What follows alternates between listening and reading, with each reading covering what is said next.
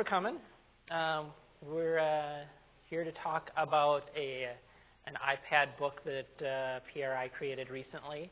We'll talk about the process that we went through to make it happen, and how we went from not having any idea at all about wanting to do this and having a book submitted to Apple to put into their store in about 3 weeks.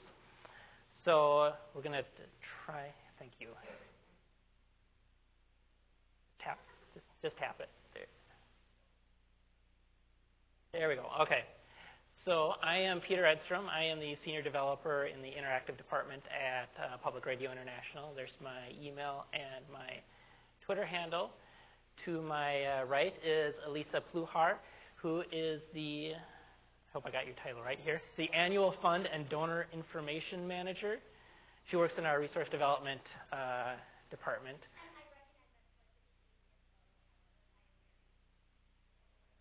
Yeah. So a quick question, I guess, for the crowd here. Are you here to learn about ebooks? Are you here to learn about, ebooks, iPads, process, all of the above? All right, cool. All right. And we're going to hand off here a little bit. Yep. And I don't know that I really need the mic. I'm kind of obnoxiously loud, but I'll do it anyway. So I'm just going to give you guys a really quick background on Public Radio International, PRI. We're headquartered here in Minneapolis, and we are the producer and distributor of pretty much the best in all public media programming. I might be a little biased. So we distribute shows like This American Life, To the Best of Our Knowledge, Studio 360, PRI's The World. We actually Studio 360 and PRI's The World, we actually produce the content ourselves and get that on to radio stations. So that's just the quickest background to Public Radio International. Something that makes us a little bit different from national public radio or even American public media is that we don't want to just provide you content. We want to provide you content that helps you live better in the world and actually create some type of action on your part. So it isn't just that you hear a story about girls going to school in Morocco. It's that you actually feel like you're a part of those girls' lives, and whether it's that you then go out and collect school supplies for those kids. It's all about what we can do to make the world a better place through really excellent public radio content. So that's a really quick overview of Public Radio International. The ebook that we created actually came from content from our program Studio 360 with host Kurt Anderson. Unfortunately, locally, it plays at like 6 a.m. on Sunday mornings, but a lot of local people end up podcasting it. It's out of New York, and it's a program that's really focused on arts and culture and how that affects our everyday lives. So everything from architecture to literature, music, popular culture, any of those types of things. And this project specifically came out of a project that they've done. About once a year, they do some type of a redesign. So they did a redesign of the gay rainbow flag, for instance. And they took listener submissions of what they thought should be redesigned in this world. And the one that came back was that teachers felt like they needed a redesign, that they sort of had this stereotypical, the chalkboard with apples, and we know how hard teachers work in this world, and yet they're some of the lowest paid people. And so Studio 360 thought it would be really great to actually bring in a design company and do some pro bono design work around the teaching industry. And that firm was HyperX. They're out of Brooklyn, New York, and they did some pro bono design work specifically for the show. Excuse me. And out of it came this really great series around how they redesigned teachers. And so eventually, as we get along here, how we took that content and turned it into a multi-touch book for the iPad. We'll do some handoff back and forth here.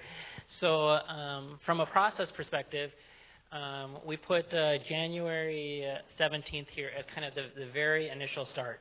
So this was the day when my coworker Elisa came up. She got off the elevator, ran over to my desk, tapped on the edge of my cube and said, we really should do this. And she was talking about making a multi-touch book. We were calling it an e-book, I guess, at that point, And it was based off of some articles that had come out the day before. I think, was it Neiman that she was reading? About this potentially forthcoming book or software from Apple. So we started brainstorming about what, if Apple were to release this software, what exactly it would look like if we were to use it. So from there, I'll tap it here. No, so from there we started looking at our content, and we found a project called Monticello. And as we were kind of thinking through that, Apple did in fact have their announcement, and they did in fact release a piece of software called the iBookstore, which we were very excited about. And that night, we put together our first try at it. So we took content from Studio 360. They had done was it a series on Monticello. There's a lot of audio in it, and some pretty good content for it. And the next day, we were able to take that and have an actual book, or a multi-touch book. And it had some nice chapters in it. Had some great pictures that we had pulled from that particular series.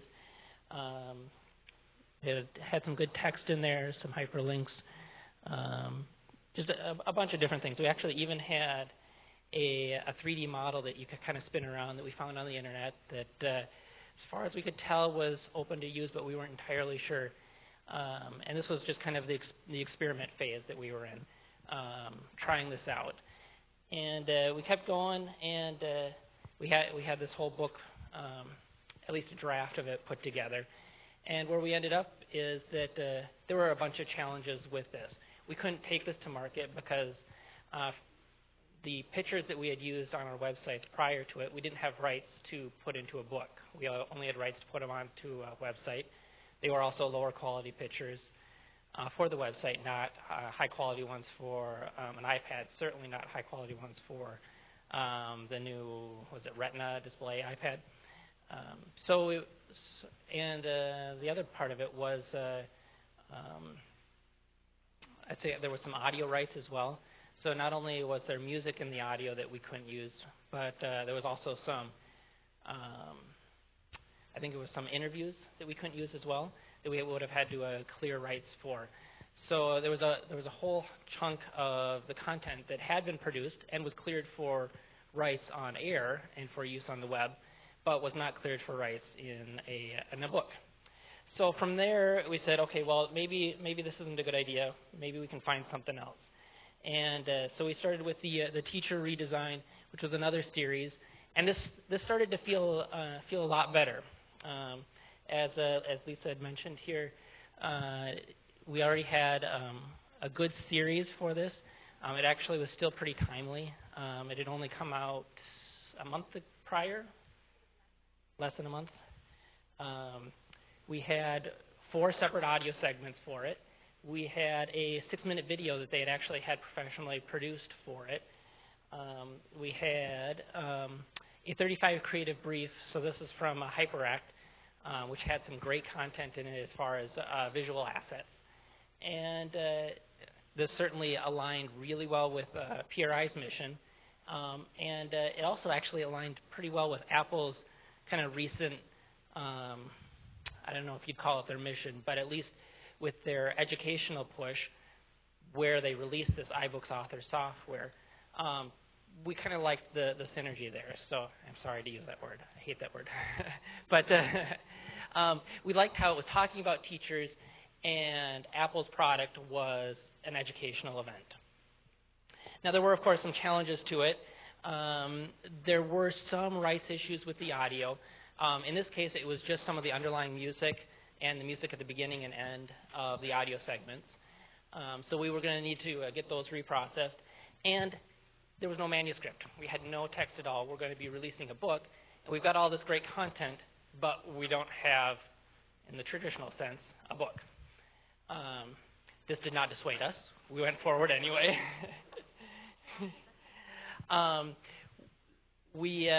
We went back to one of the officers at PRI and said, we need a little bit of money because because we need to get this audio reprocessed.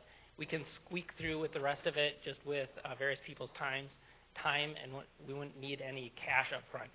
When we got the approval for that, we were pretty excited because that meant this thing had legs. We could actually run with this and actually take it somewhere. And we did. So we are now on Monday. So this has not been a week yet, and this is what's happened.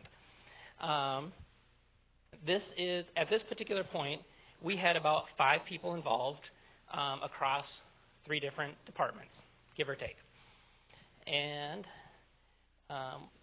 what we did then is we set up a little war room, if you will. And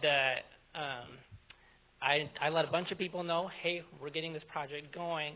I'm going to sit in there. I'm going to occupy the room for a morning here and get things started. And when we started, actually when I took this picture here, there's still a whole bunch of TBDs listed out, all of the different things that at that point, we're a week in here, that we thought that we were going to need in terms of people doing what kind of expertise. And we didn't know who was going to be doing what, so we just left them blank. I had started to put together the different assets that we'd had, pulling things off of their website. In some cases, they were all pretty low-quality things, and we were going to have to come back and fix those up. But as I started kind of roping people in, people started to fill in the, hey, I will be responsible for this part, or I will be responsible for that part. And we just kind of went around and around for a while. Do you want to add a little to this part? So I just kind of want to point out some things that came up along the way, which was that we did have all this really stellar content, but we also were acutely aware that if we put into a multi-touch book exactly what was on the website, why would anybody download the multi-touch book other than it's just a different way to consume the content? So we knew that we needed to add some elements that made it a little unique, something they couldn't just get by going to Studio 360 or PRI.org. So we ended up then kind of through this process when we saw the way that things were laid out, adding some special features. So we actually interviewed, we did an additional interview with the designers at HyperAct. We were able to get in touch with the font designer. Who knew there were people that design fonts, and that it's really fascinating stuff. And he was all the way in the UK. So we added these special elements to the multi-touch book where if you wanted to learn more about the font, what it's like to be a font designer, that sort of thing, so that it was an incentive for people to really want to download this book, that there were just some elements they couldn't get anywhere else. The other thing that maybe, I don't know if we want to point this out now, we sort of, as we were going down this road, we realized that this first time it was something that we needed to offer free, that we couldn't necessarily put a price point on it. And we realized this was a really good opportunity as a donor incentive in a way. So all of our donors actually got an early release of this before it went to the general public. So that was a little bit of our strategy as well, just to kind of fill in how that all goes. This is also the point where we got things like the bookstore account with Apple started. Apple's got, this is when we found out that Apple actually has 2 different bookseller accounts, one where you can give out free things and only free things, and the other one where you can actually sell books. And there is a lot of paperwork and some pretty long documents, contracts that you need to sign.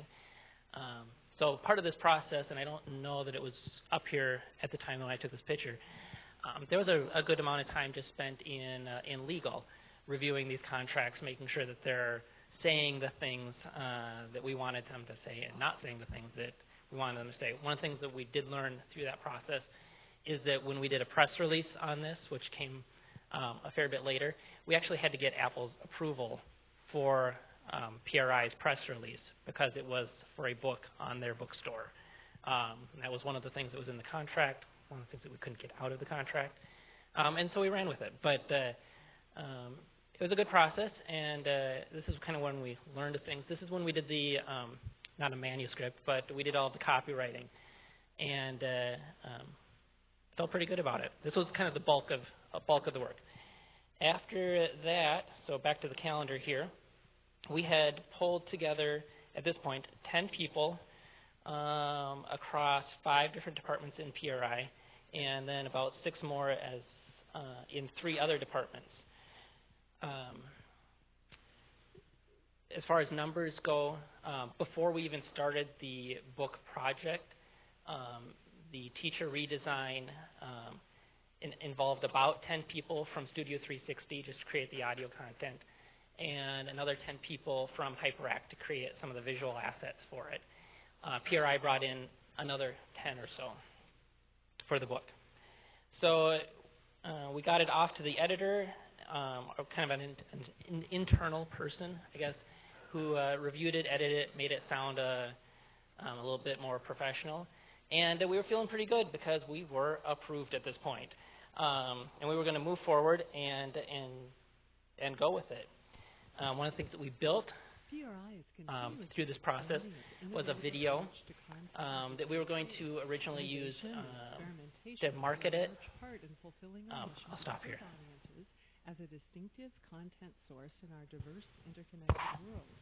A genuine curiosity and passion for sharing our content, broadening connections, and deepening our interactions with new audiences who share our content with one another, is what fuels our approach to digital platforms. PRI eBooks deliver culturally relevant content from PRI's Studio 360 on a mobile platform that is shaping how digital audiences interact with information. This is Elisa's hand. She also seconds as a hand model. At PRI, innovation is both a necessity and a priority as we continue to enhance our digital strategy and explore creative uses of the technology that connects us all to one another. PRI, Public Radio International.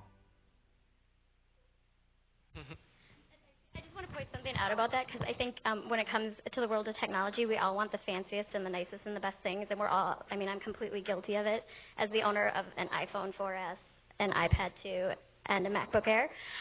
However, we filmed that on an iPhone, and it's not that bad of quality of video, so you can do a lot with absolutely nothing. And it was fun, too. Part of putting the video together was nobody had asked us to put this together. This was kind of an internal, can we use this to inspire people internally to get involved in the project? Can we use this externally as a marketing effort? We also used it as a way to involve different departments. We involved Michelle here from our State Integrity project to help write the content for that, the audio over for that. And we also used that to involve Kathy from the, what's her department? From the Station Relations to actually do the audio. And then we used it also to involve somebody else from the interactive department to kind of do the tech on that particular audio. So it was a fun little kind of side component to this whole thing. We did have to go back, even though everything was approved and we were all set to go. The powers that be said we needed to tweak things a little bit, so we had to change the title. And this was a little slower than maybe we would have liked because there were a few iterations, and with each iteration we were re-engaging with HyperAct to help us create this cover. But we got past that, and we got all of the paperwork signed, we got all the release forms signed, we got the iBooks author account approved, and we got the software downloaded, iTunes Producer, to download this, or you download this software once your account is approved, and you use this software to upload the book. So we got that all done, and we sent it off. So let's see here. So from January 23rd is really when the teacher redesign part of this whole project started, and February 13 is when we sent it off to Apple. So 3 weeks, a little bit of lead time there as we were trying to figure out what it was that we were going to even do, and then some time here afterwards to get it into the bookstore and get all the approvals done. So the first thing we did, the next thing we did as we were waiting is we did a retrospective. We spent some time with the team talking about this 3-week project, what went well and what didn't. You want to talk about Sure. So while we were waiting, so I don't know if any of you have had to work with Apple, but you have no idea how long it's going to take to do anything. So once the book was submitted, it was like, it could be 6 weeks from now, it could be 9 months from now. We have no idea. So what can we do in the process to keep ourselves entertained, essentially? So we had a retrospective because this was the first project that we had really kind of worked in this fashion at PRI, which was getting people involved across multiple departments and getting kind of buy-in from everybody to make this happen. And so we got everybody who was involved, even if they were involved, you know, they only did one little thing, got everybody together and really had a robust conversation about what worked, what didn't, where there were frustrations. Is working a project like this, is this, you know, a good way to do a project like this? All those kinds of questions.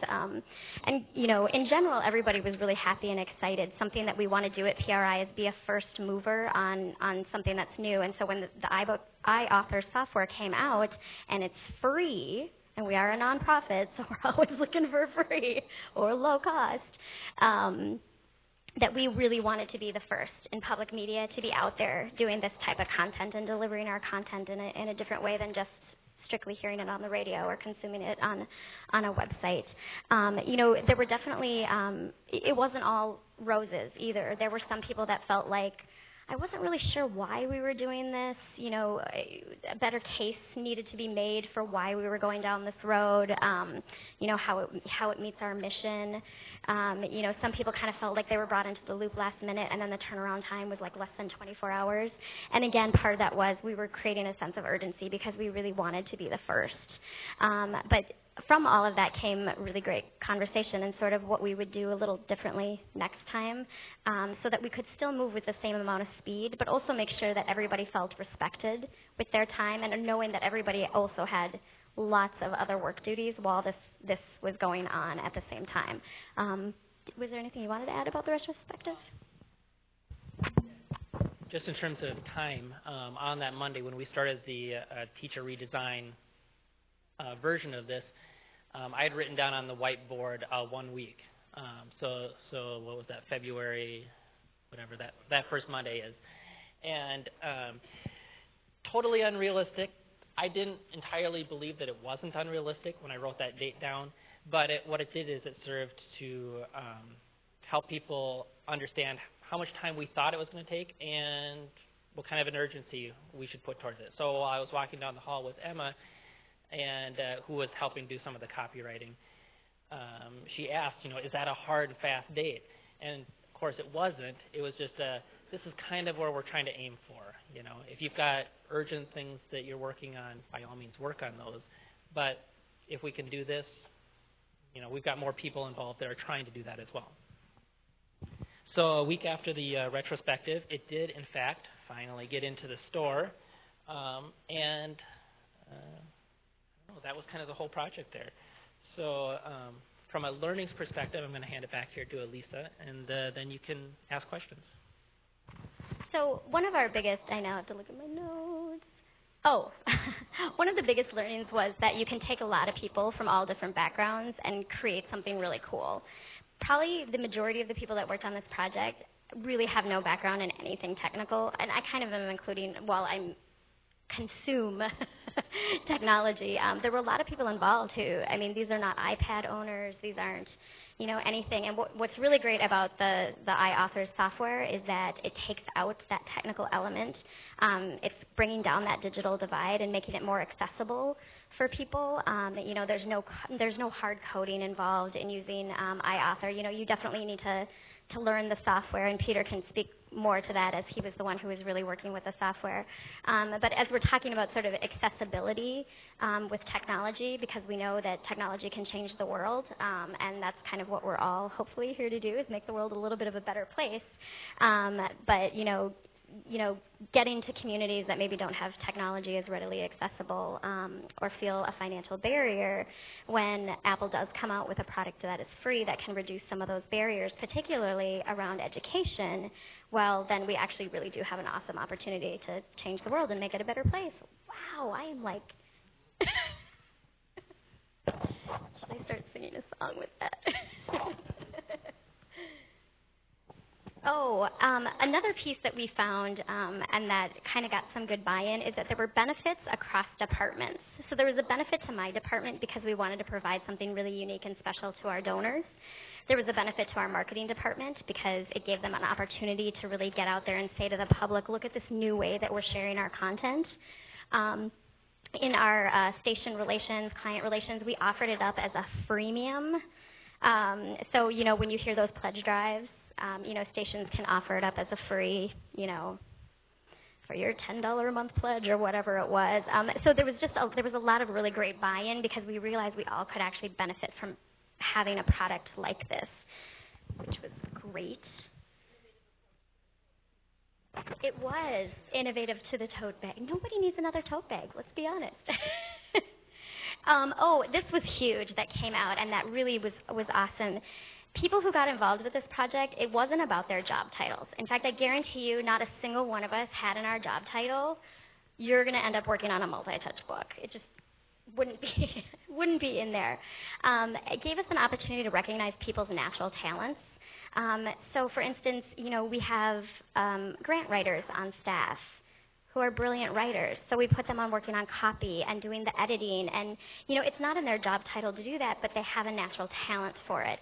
And so what was really great was we got to get people involved who just sometimes your day-to-day job duties get a little mundane, and people got excited, like, ooh, I could work on this, or I'll help with this. And it didn't even necessarily have anything to do with what their job was. It was just that they had a skill set. And so there was that piece of, building your employee morale around that they got to work on something that they felt really utilized their talents, and then they felt really passionate about it, and out of it came really great work. And that was a huge takeaway, I think, for everybody. The end. No, I'm kidding. So that's the project. You can download the book by going to the Apple Store and searching for Teacher Redesign, or you can go to pri.org/book, and we'll open it up here for questions.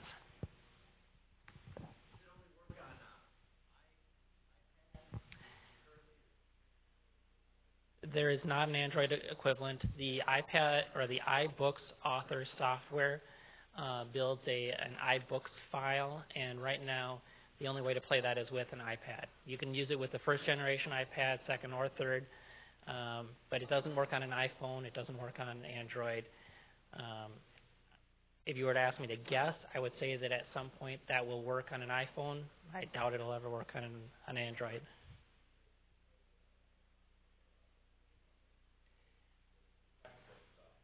There's iBooks software for the iPhone, and you can download any of the regular books from the bookstore, and they all work on the iPhone.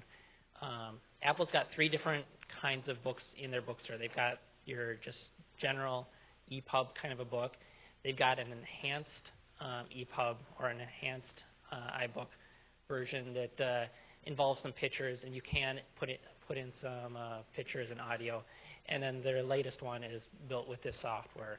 And the technical term that they use, or the marketing term they use, is a multi-touch book for iPad. It doesn't roll off the tongue, but... Well, and I'll just add to the whole iPad piece, because this is actually really great to bring up, because there was a little bit of pushback on that, but like we're assuming that people just have iPads. And so, yeah, we were kind of making that assumption. We did have other ways to provide the content. Not as cool and as great as, seeing it actually on the iPad, but people who sort of responded, yeah, right, I wish I had an iPad. What we did was we actually sent them some links and some way to still access and interact with the content.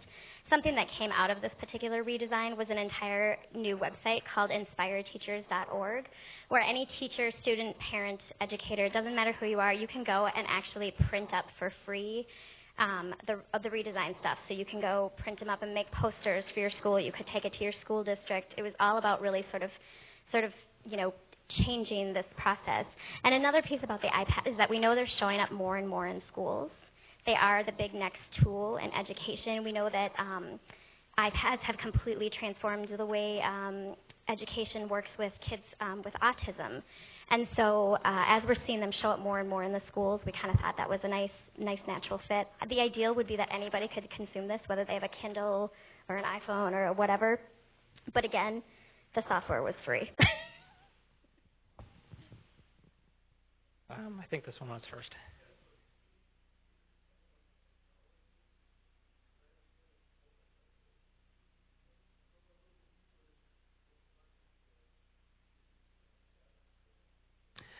Right. So we didn't explore all angles of that. The technology is the iBookstore software, and you can download that for free off of Apple's site. If you're familiar with their iWorks software, the author component basically is like Pages and Keynote smashed together into one piece of software. So if you're familiar with either of those, it's kind of a page layout thing. It just lets you drag and drop pictures onto it. There are a couple of interactive components that it adds to those pieces of software. So you can do galleries within the book, and if you take a look at ours, there's galleries all over the place where you can swipe through 5 to 10 pictures on any given page. They also have, I forget what it's called, an interactive widget or something like that. Basically, it's a zoomable pan around map, and we use that for the doodles that HyperAct put together as they were doing brainstorming. So when you pull up that page in the book, you can tap on it and zoom in. We've got 5 or 6 things kind of called out onto it, and that is a feature of the iBookstore software that makes that kind of interactive thing pretty easy. The other thing that we didn't explore, but is possible, is you can embed some HTML into the books pretty seamlessly.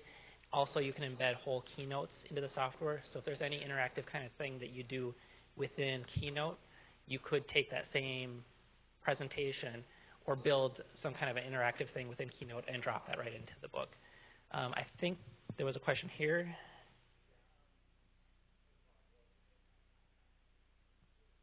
Thanks, it was fun.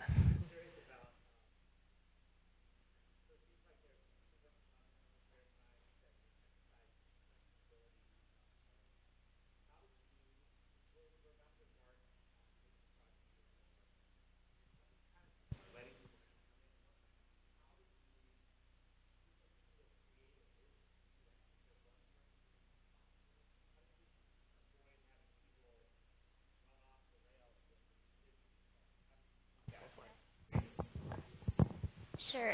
Part of it was that I think everybody had a lot of buy-in and being really excited with what the content itself was. And because the content had already been created, it helped us focus naturally. I think there would be challenges if there wasn't already that piece of content created that really kept us focused on what it was. However, I will also say that Peter was really dogged about just keeping us all on task. And yeah, we put in some extra time, but those of us that participated in it, we really did it because we really wanted to, and we felt really passionate about it. So none of us really minded working the extra hours. The other thing is that when it comes to something like this, we all had a little bit of a philosophy of like, let your boss know, but don't let your boss know too much. I can't believe I'm advocating that. But it's kind of true, you know, making sure that your boss knew that you were working on an additional project. You don't want it to come out of the blue or them feeling like you're not getting your regular work done. But at the same time, we kind of just, we didn't get bogged down in the details of everything that was involved because we were a little concerned then, as we all know, every workplace has a bureaucracy. It's just the way the world works. And that, you know, there could be somebody higher up that comes in and says, absolutely not, and kills the innovation right in that moment. And we wanted to avoid that. The money slide was actually a key component here because pretty early on we assessed that we needed a little bit of money to get this project to go. And it wasn't something where we could just pull out the P card, swipe it, and then ask for forgiveness later. We actually had to pay somebody overtime. And that's a whole other, you know, step of bureaucracy. Once we got PRI officer approval for that, then that gave us the leeway to say later, okay, well, we've already gotten an officer to approve a portion of this project, so can we have a little bit of time to expand with the next one? So there was a question up here.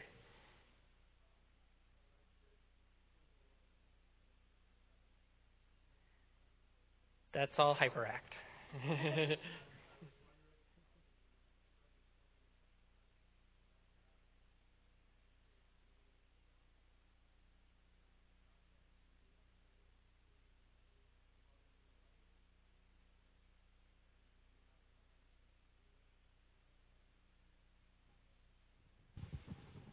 Yeah, the easy answer is yes.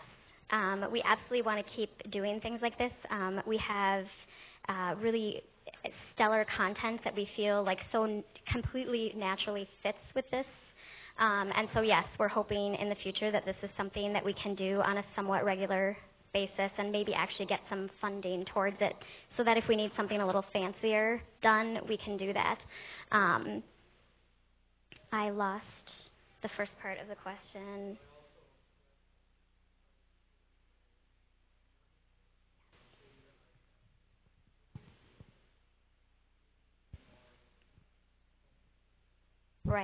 Right, yeah. There's a lot of research being done right now about iPads and their use in education, which is one of the reasons why this was such a great natural fit. We have released this to the public now. We did a press release, and we've been doing some marketing on Facebook and Twitter and all of that, and just trying to do our best to get it out to people, as well as we also marketed it to teacher unions, organizations, educational organizations, kind of people that we felt would have a natural interest in the actual topic of the book itself.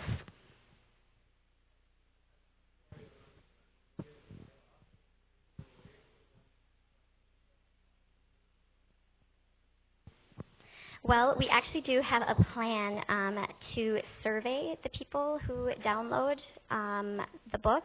We won't be able to survey all of those people because we don't necessarily know who they are, but when it comes to our donors, we know who they are.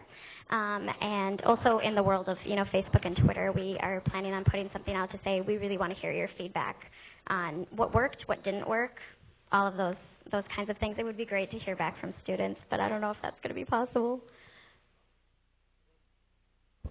I think that's about, are we up on time? I hear people out there. So 2:35? All right. Well, any other questions? What else you want?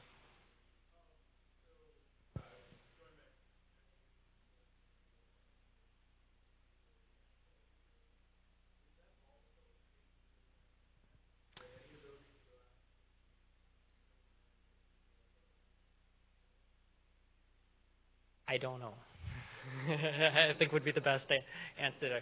You can embed HTML into a book. How much of that you can pull externally, we didn't experiment with that.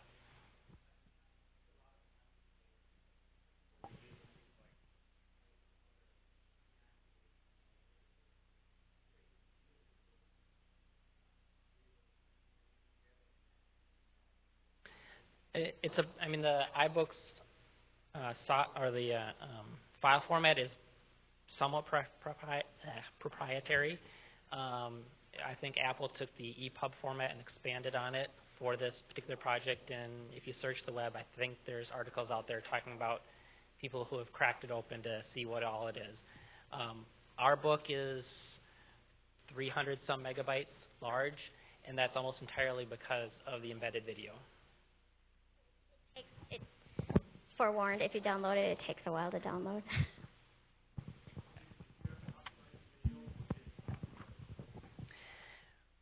The video was actually already posted to YouTube because it was part of the Studio 360 content, and I just downloaded the whole. I forget. I've got a movie downloader or something or another that extracts a video off of a YouTube page, and it pulled down the high quality version of it. I think I had to convert it to MP4 or M4V with QuickTime. But then it was all set. One interesting thing about embedded audio is that you can't embed an MP3 into a book, but you can embed an MP4. So you have to go through that conversion with iTunes, load the file in there, run it through the AAC converter, and then you can use that file. However, the second learning that we ran into on that particular situation was that even though you could load it into the iBook, and there's a way to go straight from iBook's author onto an iPad so that you can test a proof. That will work with just a kind of an audio clip. It looks like a QuickTime player, more or less. But when we submitted it to Apple, they actually rejected one of our versions of the book because you couldn't embed audio. So we actually had to go back and change those audio embeds to video embeds. and you'll see it in the book if you look at it. It's just the Studio 360 logo is what we put in for the video, and then the audio underneath it, and then we've got through. So there's a few layers of gotchas, but I have no idea.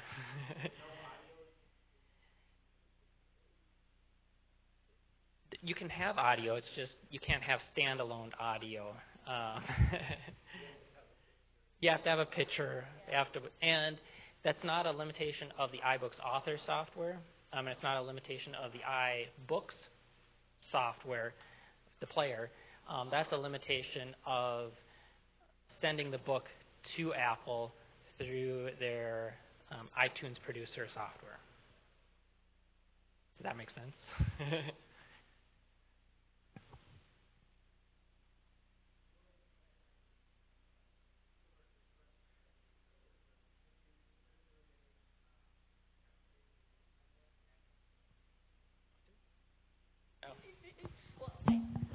To this as well, but it is really funny. We have lots of conversations, particularly around media content and how you bring it to people. And there's really stellar apps. I mean, National Geographic has just amazing apps around there. They had an app all around there, reaching 7 billion. What was the population? Yeah. And we've been having a lot of conversations around, do you create an app or do we go this road? We went down this road partially because we just wanted to experiment with the software, and it didn't cost us anything to experiment with the software except for staff time. So hard costs were taken out of the equation, which was one of the reasons why. And we know that building an app can be very, very expensive, and we don't actually have like a developer team on staff. We would have to farm out a lot of that work. So a lot of it kind of comes back to the cost factor. Yeah, that's it. It's a cost thing. Apps are really expensive to develop, and software was free, and it just took us our time to put something together nicely in it. So.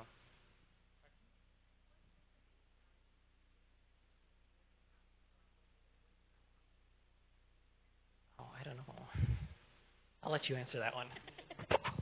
I think honestly, it was managing our time. There's nobody that's ever sitting around like twiddling their thumbs at PRI. So we all have really, really heavy workloads. And so I think it was the time management of those of us who really wanted to get involved, just sort of figuring out, okay, we have to prioritize things. What are the things I need to get done so that then I can go spend some time working on the copy for the multi-touch book, that sort of thing. And I don't even know that I would necessarily call that a challenge. It was just sort of, it was a time management thing. Yeah, I don't know. Is there anything I didn't find anything terribly challenging in the process. I mean, it was more fun than anything. It was trying to pull different people in, and if they couldn't help out with their time, then we found somebody else. But for the most part, people were interested and willing to spend time on it. So I think in a different project, so if we went back and tried to complete the Monticello project, the huge challenge there is going to be rights. And we've got, 30, 40, 50 pages worth of transcript. It'll be time-consuming and perhaps costly to take that transcript and change it into more of a story, but the rights would be the big issue with that one. I forgot I was going to touch upon that. That was actually also something that was really great that came out of our retrospective, which was that we need to change the way that we do business, which is it's no longer about terrestrial radio, which is literally your AM, FM dial, and it's no longer just about web. That this is a whole new world of the way that people access our content, and we need to really change the way we do our contracting so that we don't have those rights limitations that we came up against. And so it's actually helping us change the way that we do business itself. That when we're working with people that we can get rights that go beyond just what we can post on a website and just what's actually on the radio station. So it's great. It's forcing us to really change the way that we think about how people are going to consume content. And not everybody's going to consume content by visiting a website or turning on their radio or listening to a podcast. There's all different ways for people now to consume really great content. So it's been really, I think it's a great growing point for us as an organization to recognize how vast this world is, and we need to be ready for it. So I think we're at time here. Thanks, everyone, for coming. Thanks for the great questions. If you have any other questions, feel free to come stop. We're both here and available, and be glad to talk about it more.